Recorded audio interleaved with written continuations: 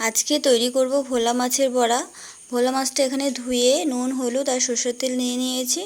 আর এদিকে রয়েছে দুটো পেঁয়াজ নিয়েছি, রসুন, আদা আর কাঁচা লঙ্কা নিয়েছি, যে যেরকম ঝাল খায় সেরকম দেবে। একসাথে এগুলি পেস্ট করে নিতে হবে, পুরো মিহি পেস্ট নয়, আধা আধা পেস্ট করতে হবে। এবার তার মধ্যে নুন হলুদ আর কাঁচা সর্ষে তেল দিয়ে এখানে মাখিয়ে নিতে হবে। মাখানোর পরে এবার মাছের সাথেও একসাথে এই যে মশলা একসাথে মাখিয়ে নিতে হবে। তারপর এদিকে দেখো কুমড়ো পাতা নিয়েছি, এই কুমড়ো পাতাটা আর এই মাছ ভোলা মাছ যে কচু পাতা হয়, দুধ কচু পাতা, সেই কচু পাতাতেও দারুণ খেতে হয়, আর লাউ পাতা দিয়েও হয়। আর গাছে যেহেতু কুমড়ো পাতা অনেক রয়েছে সেই জন্য আমি গাছ থেকে কুমড়ো পাতাই তুলে নিয়ে আসলাম। আজকের জন্য কুমড়ো পাতা দিয়েই করছি। আর এখানে কুমড়ো পাতাটা আমি নুন দিয়ে ভালো করে চটকিয়ে আর পরিষ্কার জল দিয়ে পাতাগুলি ভালো করে ধুয়ে নিয়েছি, আর চিপে নিতে হবে জলটা পুরো। তারপর এভাবে মাছের সাথে এই মশলা মাখিয়ে একসাথে এভাবে মুড়ে নিতে হবে।